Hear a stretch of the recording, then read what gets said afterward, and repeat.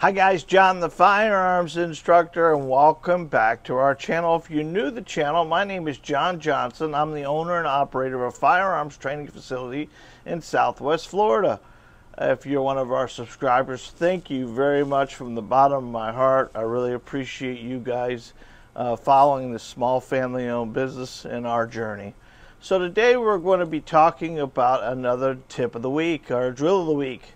This drill of the week is called the 4+1. Basically, this drill helps us with trigger engagement, sight alignment. It gives us the whole foundation through our trigger control. So what the idea of this drill is, you got 4 dots here. Now those dots come from targets. People throw away stuff all the time. These are the shoot and see replacement holes. You don't need to use that. You can use a black magic marker if you want to. You can use anything you want, but the idea is we want smallest dots that we think we're going to be able to hit. And this is going to be started at 3 yards, so it isn't going to be a long distance away, but our idea is to dry fire 4 times and engage 1 bullet in that target. And what the dry firing is going to do is the more we do it, the more we're going to really take the slack out of that trigger. This drill is more understanding your trigger engagement to a point where you know you're going to take the slack out of this trigger to a point where the weapon is about to fire. We shoot these an awful lot. I know that's a small target. It doesn't have to be directly in the target, but if you aim small, I've told you this many times, if you aim small, you're going to miss small. So here's the concept: 3 yards, 5 rounds. You're going to run your first run, dry fire 4 times, engage. Dry fire 4 times, engage. Dry fire 4 times, engage. Until you get 5 across there. You're going to do this 5 times, which will be 25 rounds. This is a intense drill because you really have to concentrate on your accuracy. We got to really make sure we're pressing that trigger and not pulling that trigger. I want you to try this drill this week and see how well you do or how bad you do. This is a good Lipman test. It'll tell you how much pulling you're doing.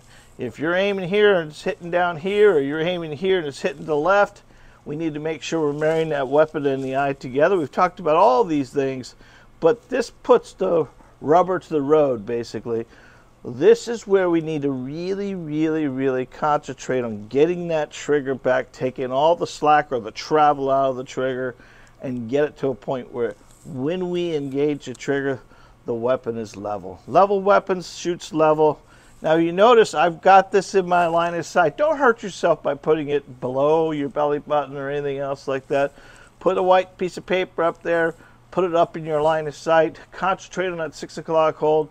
Do this until you're able to impact that. Once you've done that a couple times, you can do this drill, I don't know, 5 times or so, and then continue what your rest you're doing. We would consider this our bucket of balls, because realistically in a defensive situation, we're not going to be shooting like this, guys. The vital triangle starts at the shoulders and goes to the groin. We want to be able to hit that 6 or 8 inch paper plate. This little button here is, what, 10 times, 13 times, 14 times smaller than your 8 inch paper plate. Don't get caught up on bullseyes. Get caught up on when I engage the trigger or I'm pointing the weapon at the target, it's going to go where I aim. If you're honest with yourself, if you're aiming at one of these and it drops below that, that has a lot to do with you manipulating the pistol. It has nothing to do with the gun. Pistols are more accurate than you'll ever be. We control the weapon itself by only 2 points of contact, and we need to make sure that we're controlling it the best we can. If you're right-handed, all your power and strength should come from your non-dominant hand. If you're left-handed, opposite, all your power should come from here. It's about grip, it's about stance, it's about trigger control. This is an overall great drill for you to put in your portfolio and use on a regular basis. Now, I wouldn't shoot it all the time because it's kind of intense, but I would tell you that this is going to tell you an awful lot where you are. It'll grade you.